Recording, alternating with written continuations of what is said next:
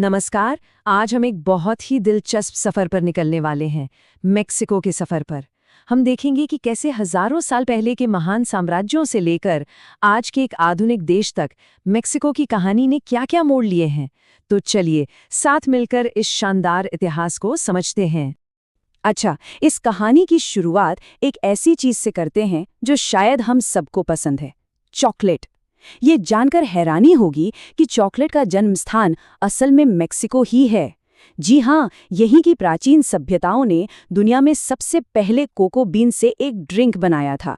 तो चॉकलेट की जड़ें यहीं से जुड़ी हुई हैं। तो सबसे पहले बात करते हैं प्राचीन साम्राज्यों के इस देश की, यानी मेसो अमेरिका की महान सभ्यताओं की।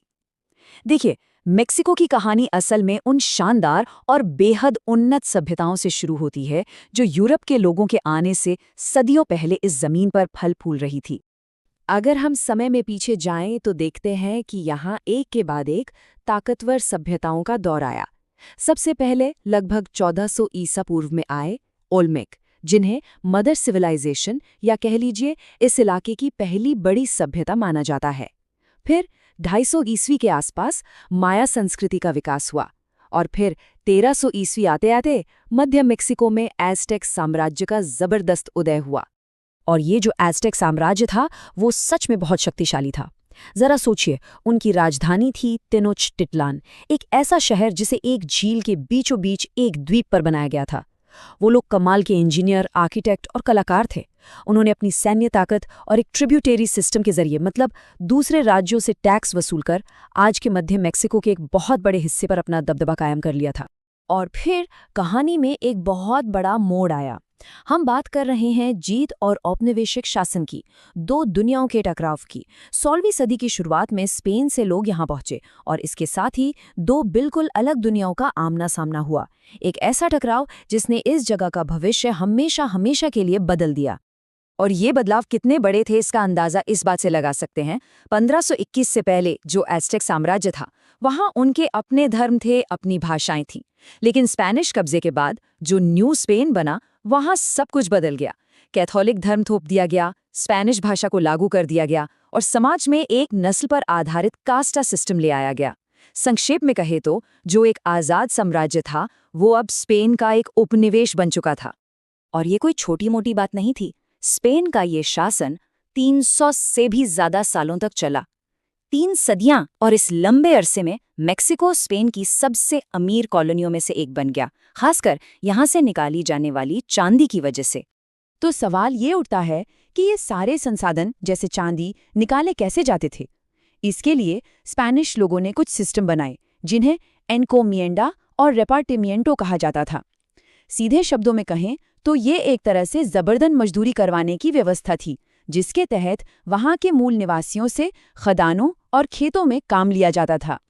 लेकिन 300 साल के शासन के बाद अब बदलाव की एक नई हवा चलने वाली थी। अब हम बात करेंगे एक राष्ट्र के लिए लड़ाई की, संघर्षों के बीच अपनी पहचान बनाने की। ये वो दौर था जब एक स्वतंत्र राष्ट्र के लिए संघर्ष शुरू हुआ, एक ऐसा संघर्ष जो युद्धों और क्रांति से भरा हुआ था। तो आज़ादी की ये राह कैसी थी? देखिए, इसकी चिंगारी भड़की 1810 में, जब मिगेल हिडाल्गो नाम के एक पादरी ने ग्रीतो डी डोलोरेस का नारा दिया। इसके बाद लगभग एक दशक तक पूरे मेक्सिको में लड़ाई छिड़ी रही। फिर 1821 में इग्वाला प्लान आया, जिसने बागियों और दूसरे ग्रुप्स को एक साथ ला दिया। और आखिरकार 27 सितंबर 1821 को मेक्सिको एक आज़ाद देश बन गया। लेकिन आज़ादी मिलने का मतलब ये नहीं था कि सारी मुश्किलें खत्म हो गईं, बल्कि ये तो एक नई और मुश्किल शुरुआत थी। अगला पूरा 100 साल उथल-पुथल से भरा रहा। मेक्सिकन अमेरिकन युद्ध हुआ, जिसमें मेक्सिको को अपना बहुत बड़ा इलाका खोना पड़ा। फिर फ्रांस ने दखल दिया। उसके बाद पोर्फिरियातो नाम से एक लंबी तानाशाही का दौर चला। और इन सब के बाद हुई 1910 की मेक्सिकन क्रांति, एक बड़ा गृहयुद्ध जिसने देश को एक नई शक्ल दी। तो इस सारी उथल-पुथल और क्रांति का नतीजा क्या निकला? नतीजा था 1917 का संविधान। ये सिर्फ एक कानूनी दस्तावेज नहीं था, बल्कि ये एक नई नींव थी। इसी ने एक फेडरल रिपब्लिक की स्थापना की और बड़े-बड़े सामाजिक सुधारों का वादा किया, जिसने आज के आधुनिक मेक्सिको की बुनियाद रखी। चलिए, अब जरा एक ऐसे प्रतीक की बात करते हैं जो मेक्सिको के पुराने इतिहास और आज की पहचान को बहुत ही खूबसूरती से जोड़ता है। हम बात कर रहे हैं वहां के झंडे की, जिसके पीछे एक प्राचीन कहानी छिपी है। ये कहानी एक पुरानी एज़टेक भविष्यवाणी से जुड़ी है। ऐसा माना जाता है कि उनके देवताओं ने उनसे कहा था कि अपना शहर उस जगह बनाना जहां एक चील कैक्टस पर बैठकर सांप को खा रहा हो। और जानते हैं, उन्हें ये नज़ारा दिखा और वहीं पर उन्होंने अपनी महान राजधानी तेनोच्टिटलान वसाई। और यही शानदार तस्वीरें, यही भविष्यवाणी आज मेक्सिको के झंडे के ठीक बीचों बीच मौजूद है। इसके जो 3 रंग हैं उनका भी मतलब है। हरा रंग है उम्मीद का, सफेद है शांति का और लाल रंग है हिम्मत और बहादुरी का। और इन रंगों के बीच में है वही राष्ट्रीय चिन्ह जो देश की जड़ों से जुड़ी उस प्राचीन कहानी को याद दिलाता है। तो इतने शानदार और उतार चढ़ाव भरे इतिहास के बाद सवाल ये है कि आज का मेक्सिको कैसा है? चलिए अब एक नज़र डालते हैं इस आधुनिक और विविधता से भरे देश पर। पहली बात तो ये कि मेक्सिको एक बहुत बड़ा देश है, दुनिया का 14वां सबसे बड़ा देश। और यहाँ की ज़मीन में कमाल की विविधता है।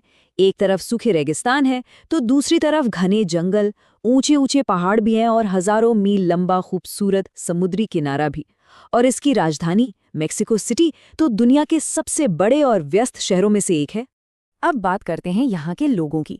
13 करोड़ से ज्यादा की आबादी वाले इस देश में संस्कृतियों का एक खूबसूरत मिश्रण देखने को मिलता है। यहाँ की सबसे बड़ी आबादी लगभग 62% मिस्टीजो है। इसका मतलब है कि ये वो लोग हैं जिनके पूर्वज यूरोपियन और यहाँ के मूल निवासी दोनों थे।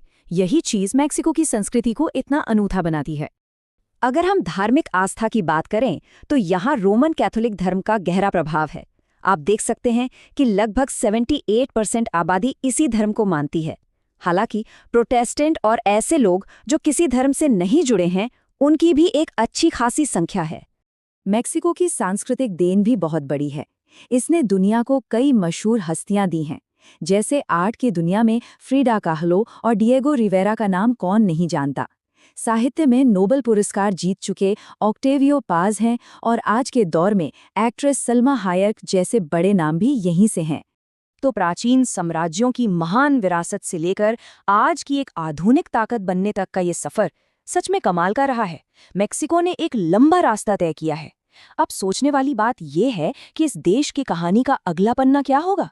भविष्य में ये कौन सी नई इबारत लिखेगा?